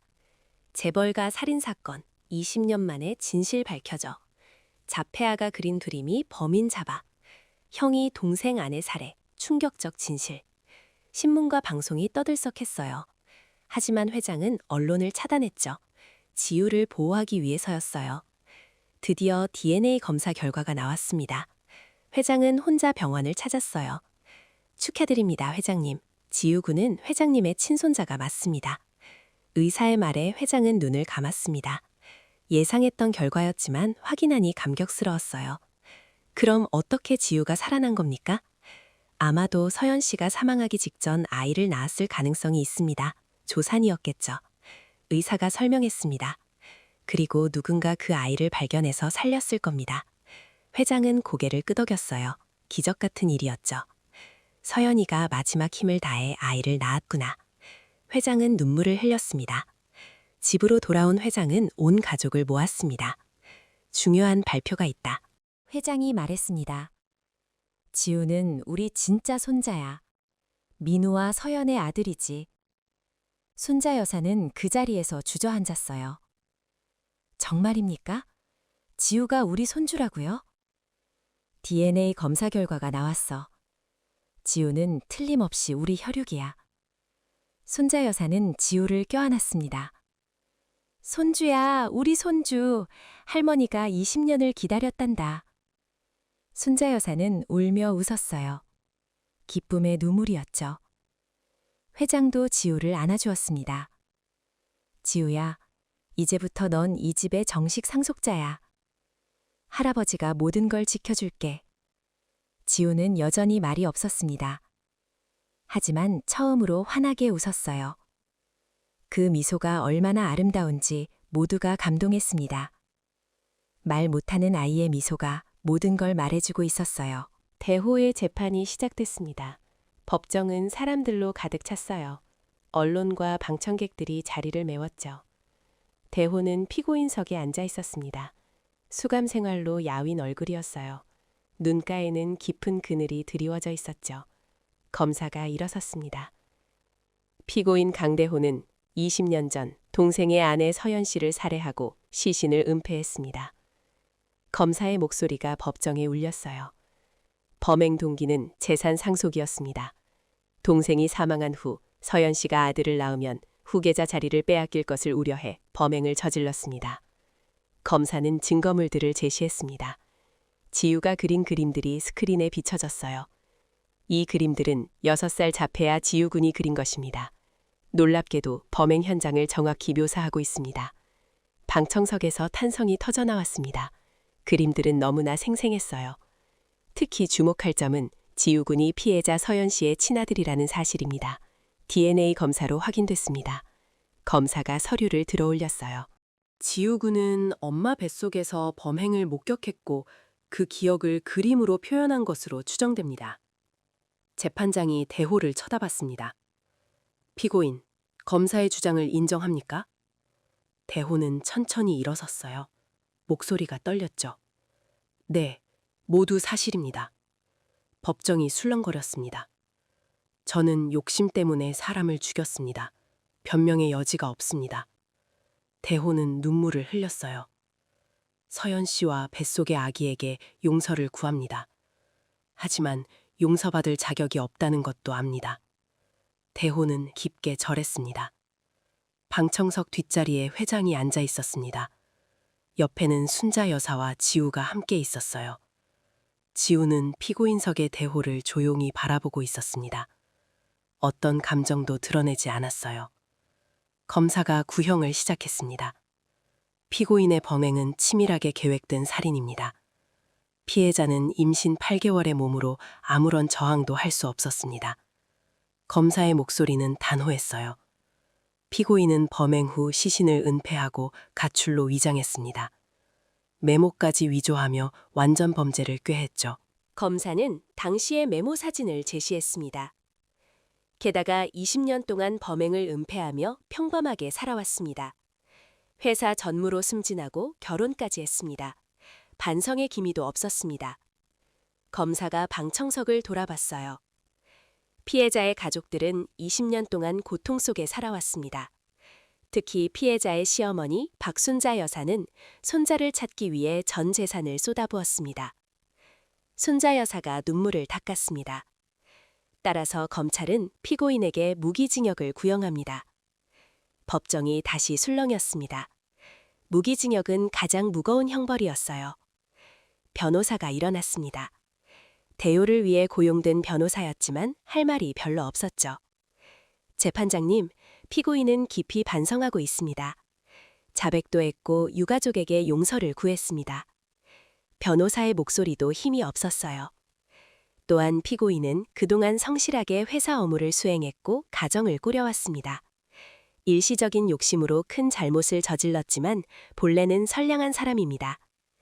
하지만 변호사의 변론은 설득력이 없었어요. 변호할 여지가 별로 없었죠. 재판장이 선고 날짜를 잡았습니다. 2주일 후 선고하겠습니다. 법정이 끝났습니다. 대호는 교도관들에게 이끌려 나갔어요. 복도에서 회장과 마주쳤습니다. 대호는 걸음을 멈췄어요. 아버지. 회장은 대호를 똑바로 쳐다봤습니다. 표정은 차갑게 굳어 있었어요. 나는 이제 아들이 하나뿐이다. 죽은 민우 하나. 회장의 말에 대호는 고개를 떨궜습니다. 당연한 말씀입니다. 다시는 나를 아버지라 부르지 마라. 회장은 그렇게 말하고 돌아섰습니다. 대호는 그 뒷모습을 바라보며 눈물을 흘렸어요. 지우가 대호 앞을 지나갔습니다. 잠시 멈춰서서 대호를 올려다봤어요. 대호는 무릎을 꿇었습니다. 지우의 눈높이에 맞췄죠. 지우야, 삼촌이 네 엄마를 죽였어. 정말 미안하다. 지우는 여전히 아무 말이 없었습니다. 다만 작은 손을 들어 대호의 뺨을 만졌어요. 그 촉감이 따뜻했습니다. 대호는 더욱 울었죠. 용서해줘서 고맙다, 지우야. 교도관이 대호를 데려갔습니다. 지우는 그 모습을 끝까지 지켜봤어요. 2주일이 흘렀습니다. 선고일이 왔어요. 법정은 또다시 사람들로 가득 찼습니다. 이번에도 회장과 순자 여사, 지우가 참석했어요. 재판장이 판결문을 읽기 시작했습니다. 피고인 강대호는 고의적으로 서연 씨를 살해했습니다. 범행 수법이 잔인하고 피해자가 임신 중이었다는 점을 고려하면 죄질이 매우 나쁩니다. 재판장의 목소리가 법정에 울렸어요. 하지만 피고인이 자백하고 반성하는 점, 유족들이 일부 용서의 뜻을 밝힌 점을 참작합니다. 회장이 재판부에 탄원서를 제출한 것이었습니다. 무기징역만은 피하게 해달라는 내용이었어요. 따라서 본 재판부는 피고인 강대호에게 징역 25년을 선고합니다. 망치 소리가 울렸습니다. 판결이 확정된 순간이었어요. 대호는 고개를 숙였습니다. 예상했던 결과였죠. 감사합니다, 재판장님. 대호는 담담하게 말했어요. 법정을 나오며 대호는 한 번 더 회장을 봤습니다. 회장은 고개를 돌렸어요. 더 이상 아들로 인정하지 않는다는 뜻이었죠. 대호는 교도소로 향했습니다. 25년의 긴 시간이 기다리고 있었어요. 한편 저택에서는 새로운 일상이 시작됐습니다. 지우가 공식적으로 강민우의 아들로 입적됐어요. 회장은 변호사를 불러 유언장을 작성했습니다. 내가 죽으면 모든 재산을 지우에게 물려주겠다. 변호사가 서류를 작성했어요. 대호는 상속에서 완전히 제외합니다. 회장의 목소리는 단호했습니다. 며칠 뒤 회장은 지우를 데리고 서연의 묘소를 찾았습니다. 유골이 발견된 후 제대로 장례를 치렀었죠. 묘비에는 이렇게 새겨져 있었습니다. 사랑하는 며느리 서연, 그리고 손자의 어머니. 회장은 묘 앞에 무릎을 꿇었어요. 서연아, 네 아들을 데려왔다. 지우란다. 회장은 지우의 손을 잡고 함께 절했습니다. 미안하다, 서연아. 우리가 너를 지켜주지 못했구나. 회장은 눈물을 흘렸어요. 하지만 지우는 내가 목숨 걸고 지킬게. 약속한다. 지우는 묘비를 만졌습니다. 작은 손으로 서연이라는 글자를 따라 그었어요. 그 모습을 본 회장은 가슴이 뭉클했습니다. 지우도 엄마를 그리워하고 있구나 싶었죠. 지우야, 엄마는 하늘에서 너를 지켜보고 계실 거야. 회장이 지우를 안아줬습니다. 집으로 돌아오는 길에 회장은 결심했습니다. 지우에게 최고의 교육을 시켜주기로요. 지우는 말을 못해도 그림으로 표현할 수 있어. 이 재능을 반드시 키워줘야겠어. 회장은 국내 최고의 미술 선생님을 수소문했습니다. 서울대 미술대학 교수 출신의 박 선생님을 모셨어요. 박 선생님은 자폐아동 미술교육 전문가였죠. 지우야, 선생님이랑 재미있게 그림 그려볼까? 박 선생님이 부드럽게 말했습니다. 지우는 처음엔 경계했어요. 하지만 선생님이 물감을 보여주자 눈이 반짝였죠. 첫 수업이 시작됐습니다. 지우는 크레파스 대신 물감을 만났어요. 붓으로 캔버스에 색을 칠하기 시작했죠. 놀랍게도 지우는 빠르게 실력이 늘었습니다. 한 달 만에 크레파스로 그리던 것이 물감으로 바뀌었어요. 석 달 후에는 캔버스 위에 작품을 완성하기 시작했죠. 지우의 그림은 독특했습니다. 자폐아 특유의 순수함과 깊이가 있었어요. 색감도 뛰어났죠. 전문가들도 지우의 재능을 인정했습니다. 이 아이는 진정한 천재입니다. 감정을 색으로 표현하는 능력이 탁월해요. 언젠가 위대한 화가가 될 겁니다. 박 선생님이 감탄하며 말했습니다. 회장은 흐뭇했어요. 지우가 행복하게 자라는 모습을 보니 위로가 됐죠. 어느 날 지우가 새로운 그림을 그렸습니다. 이번에는 대나무 숲이 아니었어요. 그림 속에는 세 사람이 있었습니다. 회장과 순자 여사, 그리고 지우였죠. 세 사람이 손을 잡고 웃고 있었어요. 회장은 그 그림을 보며 눈물을 흘렸습니다. 고맙다, 지우야. 할아버지도 너랑 함께 있어서 행복해. 지우는 처음으로 회장을 안아줬습니다. 작은 팔로 회장의 목을 감쌌어요. 회장은 지우를 꼭 안았습니다. 20년 동안 잃어버렸던 손자를 되찾은 기쁨이었죠. 우리 이제 행복하게 살자꾸나. 회장이 속삭였습니다. 계절이 바뀌었습니다. 대나무 숲에는 새싹이 돋아나고 있었어요. 죽음의 장소였던 그곳에 생명이 다시 태어나는 봄이었죠. 회장은 대나무 숲을 정리하기로 했습니다. 나무를 베어내고 그 자리에 서연을 추모하는 작은 정원을 만들었어요. 하얀 벤치와 장미 화단이 조성됐죠. 서연아, 이제 편히 쉬어라. 네 아들은 내가 잘 키울게. 회장은 정원에 서연의 이름을 새긴 작은 비석을 세웠습니다. 저택 정원에서는 지우가 이제를 세우고 캔버스 앞에 앉아 그림을 그리고 있었어요. 회장과 순자 여사가 파라솔 아래서 지켜보고 있었어요. 지우는 이제 대나무 숲을 그리지 않았습니다. 어두운 과거는 끝났으니까요. 대신 아름다운 꽃밭과 나비를 그렸죠. 밝고 희망찬 그림이었어요. 지우야, 참 예쁘다. 할머니가 액자에 넣어서 거실에 걸어줄게. 순자 여사가 말했습니다. 지우는 고개를 끄덕이며 밝게 미소 지었어요. 그 미소가 봄햇살처럼 따뜻했죠. 20년 묵은 비밀은 드러났습니다.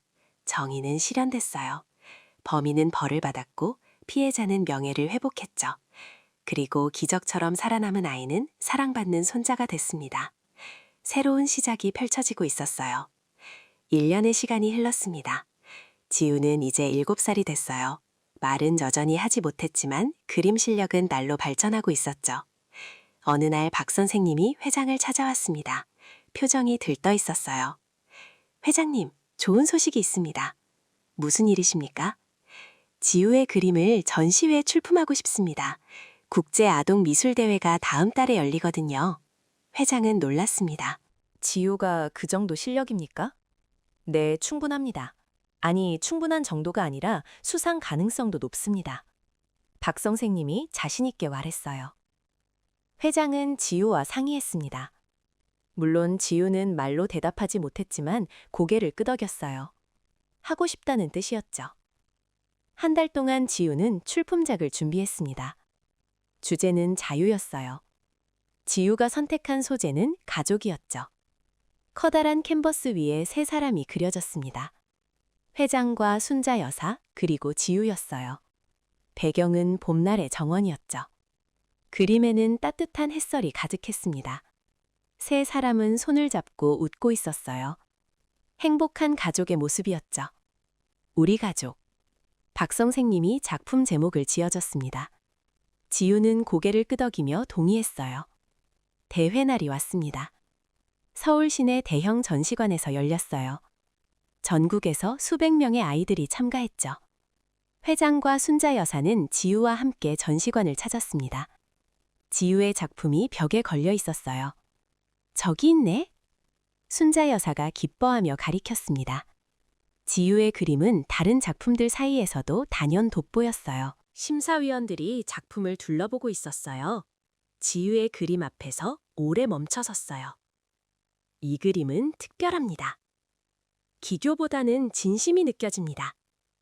한 심사위원이 말했습니다. 작가가 몇 살이죠? 7살입니다. 자폐 스펙트럼 장애를 가진 아동이고요. 박 선생님이 설명했어요. 심사위원들은 감탄했습니다. 놀랍습니다. 이 나이에 이런 감정 표현을 할 수 있다니. 심사 결과가 발표됐습니다. 사회자가 마이크를 잡았어요. 이제 대상 수상자를 발표하겠습니다.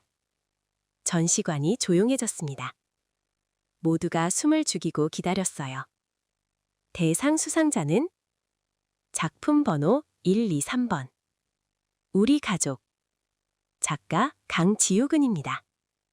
박수 소리가 터져나왔습니다. 지우는 7살 자폐아로 전국대회에서 대상을 받은 겁니다. 회장과 순자 여사는 기쁨에 겨워 서로를 껴안았어요. 눈물을 흘렸죠. 시상식장은 박수 소리로 가득 찼습니다. 지우는 회장의 손을 잡고 단상에 올랐어요. 조명이 지우를 비췄죠. 트로피를 받는 순간 지우는 환하게 웃었습니다. 평소에 보기 힘든 밝은 미소였어요. 그 미소를 본 회장은 눈물을 흘렸습니다. 잘했어, 지우야. 할아버지가 정말 자랑스럽다. 회장은 지우를 꼭 안아줬어요. 관객들은 더욱 큰 박수를 보냈죠. 언론에서 지우의 이야기를 대대적으로 보도했습니다. TV 뉴스에서도 특집으로 다뤘어요. 자폐 스펙트럼 장애를 가진 7살 소년 강지우 군이 국제 아동 미술 대회에서 대상을 수상했습니다. 앵커가 지우의 그림을 배경으로 뉴스를 전했어요. 특히 지우 군은 20년 전 살인 사건의 피해자 유족으로 더욱 화제를 모으고 있습니다. 신문 일면에도 지우의 사진이 실렸습니다. 자폐아 화가 지우 국제대회 대상 수상. 말 못하는 소년 그림으로 세상과 소통하다. 비극을 딛고 일어선 천재 소년 화가. 지우는 하루아침에 유명해졌습니다. 방송국에서 인터뷰 요청이 쏟아졌어요. 하지만 회장은 모두 거절했죠. 지우를 언론으로부터 보호하기로 한 겁니다. 지우는 아직 어린아이야. 조용히 그림에만 집중하게 해주고 싶어. 회장은 단호하게 말했습니다. 한편 교도소에서는 대호가 신문기사를 보고 있었어요. 지우의 수상 소식이었어요. 지우가 저렇게 컸구나. 대호는 조카의 환한 미소를 보며 복잡한 심경이 들었습니다. 자기가 죽이려 했던 아이였죠. 미안하다, 지우야. 대호는 신문을 가슴에 안았습니다. 후회의 눈물을 흘렸어요. 교도소 생활은 고달팠습니다. 하지만 대호는 성실하게 생활했어요. 교도소 도서관에서 책을 읽으며 지난 날을 반성했죠. 어느 날 교도관이 대호를 불렀습니다. 강대호, 면회 왔어. 대호는 놀랐습니다. 누가 올지 짐작이 안 갔거든요. 아내 미선은 이혼했고 자식들도 연락을 끊었어요. 면회실로 가보니 회장이 앉아 있었습니다. 1년 만에 보는 아버지였어요. 머리가 더 하얗게 새었고 주름도 깊어진 것 같았죠. 아버지. 대호는 떨리는 목소리로 불렀습니다. 눈물이 쏟아질 것 같았어요. 앉아라. 회장의 목소리는 여전히 차갑게 들렸습니다. 하지만 눈빛만큼은 조금 부드러워진 것 같았어요. 대호는 조심스럽게 앉았습니다. 유리를 사이에 두고 마주 앉았죠. 수화기를 들었어요. 건강은 어떠냐? 괜찮습니다. 아버지는 건강하십니까? 나도 괜찮다. 회장은 잠시 말을 멈췄습니다. 대호를 자세히 들여다봤어요. 많이 야윈 것 같구나. 교도소 밥이 입에 안 맞아서요. 하지만 견딜만 합니다. 지우 소식 들었니? 회장이 물었습니다. 네. 신문에서 봤습니다. 대상을 받았다고요. 대호의 눈에 눈물이 고였어요. 지우는 훌륭하게 자라고 있다. 내 동생 민우를 닮아 착하고 재능도 뛰어나. 회장이 말했습니다. 다행입니다. 제가 정말 미안합니다. 대호는 고개를 숙였어요. 미안하다고 용서받을 수 있는 일이 아니다. 하지만 회장은 잠시 말을 멈췄습니다. 그래도 넌 내 아들이다. 피는 속일 수 없구나. 대호는 고개를 들었습니다. 아버지의 눈에서 눈물이 흐르고 있었어요. 아버지, 25년이 끝나면 나올 수 있다. 그때까지 건강하게 살아라. 회장이 일어섰습니다. 그리고 진심으로 반성해라. 서연이와 민우에게 용서를 구하고. 네, 아버지. 꼭 그러겠습니다. 대호는 눈물을 흘리며 절했습니다. 회장은 면회실을 나가며 한번 뒤돌아봤어요. 유리 너머 대호가 고개를 숙이고 울고 있었죠. 25년. 길구나. 회장은 한숨을 쉬며 교도소를 나왔습니다. 집으로 돌아온 회장은 지우에게 말했습니다. 지우야, 할아버지가 대호 삼촌을 다녀왔어. 지우는 고개를 끄덕였어요. 이해한다는 표정이었죠. 삼촌은 많이 반성하고 계시더구나. 언젠가 용서해 줄 수 있겠니? 지우는 잠시 생각했습니다. 그리고 새로운 그림을 그리기 시작했어요. 그림 속에는 네 사람이 있었습니다. 회장, 순자 여사, 지우, 그리고 한 남자였어요. 멀리 떨어져 서 있는 남자였죠. 대호였습니다. 대호는 다른 세 사람을 바라보며 손을 흔들고 있었어요. 슬픈 표정이었지만 미소를 짓고 있었죠. 회장은 그림을 보며 이해했습니다. 용서는 하지만 잊지는 않는다는 거구나. 지우는 고개를 끄덕였어요. 착하구나, 지우야. 회장은 지우를 안아줬습니다. 계절이 또 바뀌었습니다. 지우는 이제 8살이 됐어요. 특수학교에 다니며 또래 친구들과 어울리기 시작했죠. 말은 여전히 못했지만 그림으로 소통했습니다. 친구들도 지우를 좋아했어요. 순수하고 착한 아이였으니까요. 어느 날 학교에서 미술 발표회가 열렸습니다. 지우는 새로운 작품을 전시했어요. 제목은 엄마에게였습니다. 그림 속에는 하늘에서 내려다보는 천사가 그려져 있었어요. 서연이었죠. 천사는 아래를 바라보며 미소 짓고 있었습니다. 지우가 행복하게 지내는 모습을 보며 흐뭇해하는 표정이었어요. 회장은 그 그림을 보며 또 눈물을 흘렸습니다. 서연아, 내 아들은 잘 자라고 있어. 걱정하지 마. 순자 여사도 눈물을 닦았어요. 우리 손주 참 기특하지? 발표회가 끝나고 집으로 돌아왔습니다.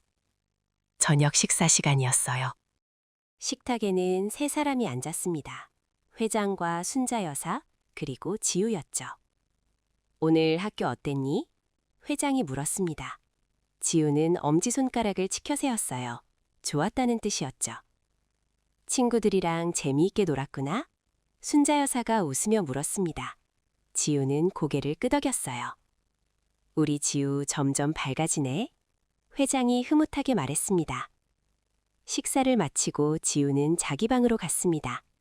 책상 앞에 앉아 일기를 그렸어요. 말 대신 그림으로 일기를 쓰는 거였죠. 오늘의 일기에는 학교에서 친구들과 노는 모습이 그려졌습니다. 모두 웃고 있었어요. 행복한 하루였죠. 지우는 크레파스를 내려놓고 창밖을 바라봤습니다. 하늘에 별이 빛나고 있었어요. 엄마, 저 잘 지내고 있어요. 할아버지, 할머니가 저를 많이 사랑해 주세요. 지우는 말은 못했지만 마음속으로 엄마에게 말했습니다. 엄마도 하늘에서 행복하세요. 지우는 별을 보며 미소 지었어요. 엄마가 지켜보고 있다고 믿었죠. 회장은 복도를 지나다 지우 방을 들여다봤습니다. 창가에 서서 별을 보는 지우의 뒷모습이 보였어요. 착한 아이. 회장은 조용히 문을 닫았습니다. 지우만의 시간을 방해하고 싶지 않았죠. 서재로 돌아온 회장은 오래된 앨범을 꺼냈습니다. 서연의 사진이 있었어요. 서연아, 지우가 너를 많이 닮았구나. 착하고 순수한 마음이. 회장은 사진에 대고 말했습니다. 고맙다. 이렇게 좋은 아이를 남겨줘서. 회장은 앨범을 닫고 눈을 감았습니다. 가슴속에 평화가 찾아왔어요. 20년 묵은 비밀이 풀리고 정의가 실현되면서 모든 게 제자리를 찾아가고 있었죠.